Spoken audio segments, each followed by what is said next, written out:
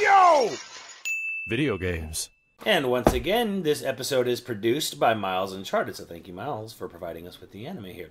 So, moving into episode 2 of Escaflowne, we see Hitomi and Vaughn get sucked up to Gaia, which apparently can see Earth and the Moon in their night sky, which doesn't really make a lot of sense, but whatever, it's fantasy. We'll roll with it. Like I assumed, it kind of is like, we're going to Gaia, we're done with Earth.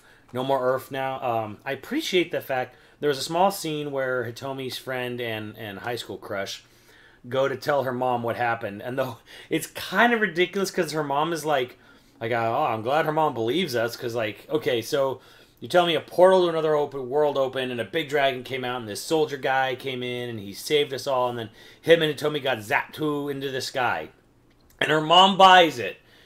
We see like a small scene where her mom like, you know, is all distraught and looking at the open window, looks up to the night sky, which is like, does her mom fucking know something? I'm going to assume that because Hitomi said her pendant came from her grandmother, that there's some sort of connection to it. That Hitomi's grandmother or mother definitely knew about what's going on, because I mean it's all getting very, you know, castle in the sky, you know, a bit. So I guess if you're gonna borrow, hey, borrow from the best, right? Yeah. There's another thing where when we see them get to the field and they're surrounded by these werewolves, it turns out they're beastmen.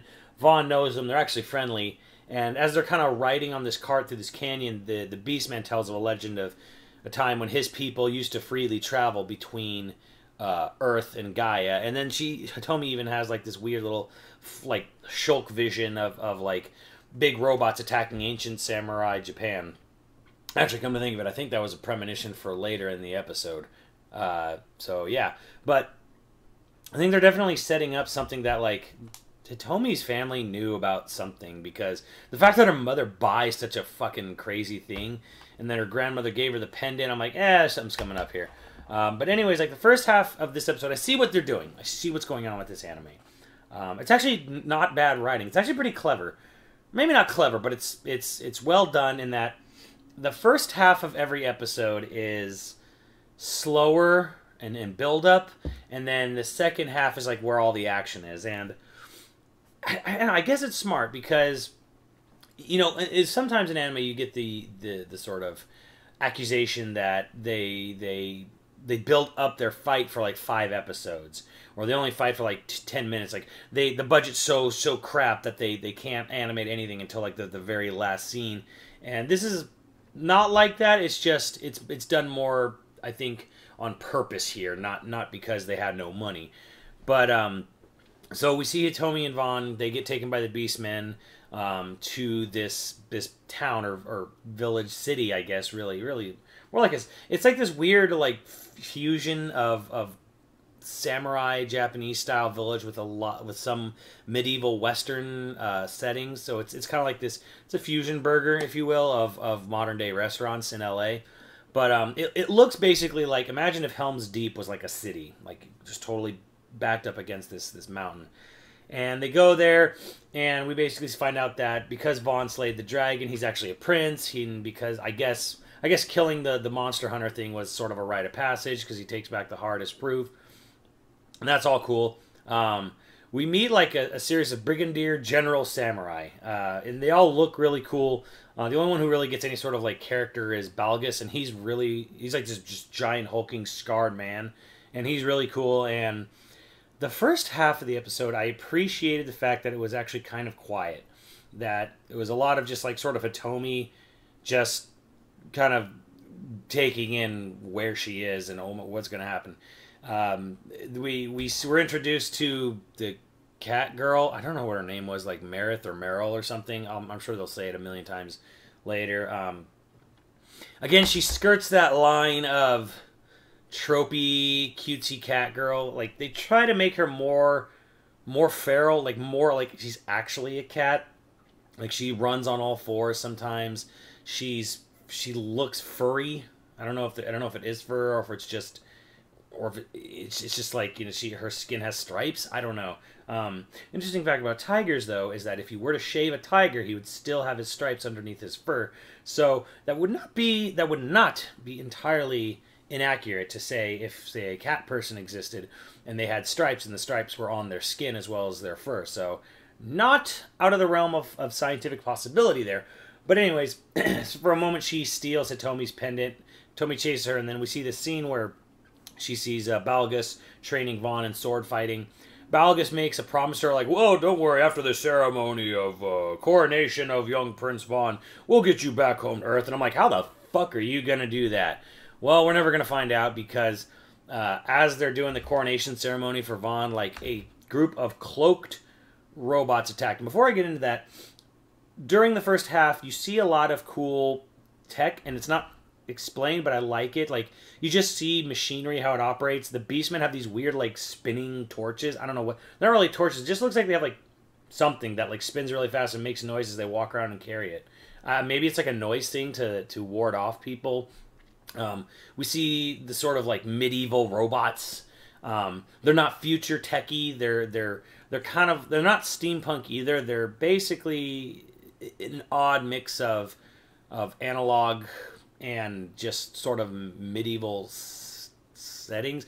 It's very stylish, and it works because they almost feels like, imagine Pacific Rim but medieval and way more sleek. So we see that Vaughn's country has a bunch of mechs, and then as he's being coronated, a group of hostile other nations like infiltrate the city. They're in cloaked mechs, and they have these weird, like, liquid metal arm things that shoot out, and they're like, and they can harden and pierce and then retract. Very Terminator 2-esque. And so they just, as Vaughn's getting coronated, they just come in and they just fuck everything up, and they kill a bunch of people. All the Brigadier General samurais, try to hold them off, and they tell Vaughn, you got to take Hitomi and the Escaflowne. So there you go, title drop. Escaflowne is, of course, a really cool looking robot mech that Vaughn can pilot. He puts, like, the you can see it on the back, like, he puts, like, the dragon heart he got from the Monster Hunter. He just sticks it in this fucking core thing here. I guess that's what makes it operate. Little weird. It kind of came from a land dragon. It almost made that land dragon's heart seem way more useful or way more significant than it should have been, because the dragon didn't look like it was any sort of, like, beast of legend, but whatever. So that's where we start. We get the first moments of hearing, like, I forget what it is, but it's like the Escaflowne equivalent of Duel of Fate song first here. Vaughn tries to hold off some of these. He takes down a bunch of cloaked robots, but because he got Vaughn, who's pretty good at piloting the Escaflowne. He got Hitomi, who can see visions like Shulk and Xenoblade, so she's kind of giving him heads up. And then you see a part where Balgus, on his own, with a giant-ass, like, claymore-like sword, takes out a fucking mech on his own. But, of course, Balgus gets fucking shot, hit by some fucking jabroni with like, a random cheap shot. So we already lose Balgus, which I'm a little upset about, but basically Hitomi and Vaughn have to take the Escaflowne and flee from the city, according to Balgus's last wishes before he dies, and, just escape from these other cloaked mechs. Although at least Vaughn was able to take out a few of them. We have no idea who these cloaked mechs are. There's no, like, "Oh no, it's the so-and-so country from blah, blah, blah, blah, blah." Like, there's no moment, like, where you just hear guards shouting exposition, which I appreciate. The moment before the guards at the front of the city are killed, they actually are just talking about, they're shooting the shit, talking about, hey, you gonna bring your girl around to the party tonight? You bet. And then, like, what's that? And, like, dead. No, none of this, like, I mean, there's two problems with exposition. You can either just sit there, stop something dead in its fucking tracks, and just explain shit, which is boring, or you can be a little smarter, but still kind of like, boy, what do you think about that neighboring war country? So name drop, Eternia over there. Yeah, Eternia's got them good mechs. I heard they got new technology that can make the mechs blind to the eye. None of that shit. Like, they're just fucking blitzkrieged out of nowhere, and we don't know who they are. We don't know what they want. I remember there was a character called the Landau or something, and I vaguely remember a huge spoiler potentially about the character, which I don't know. It's been so long, so I don't know if it's true or not. I'm going to assume that's going to have something to do, because I remember DeLando from the Fox dub, and he's a bad guy. He's a crazy bad guy, and I've heard there's I remember being told some crazy spoilery plot twist thing about him, but I don't know if it's true or not. We'll find out. That'll be the joy of it going forward. But we still haven't met Alan Shazar, but I think he's teased for the next episode. And so far, episode 2, way better than 1. Way more what I want. But that's just me. But either way, they had a good setup. And again, it was a good build-up, good action sequence, and I'm intrigued to see where it goes from here.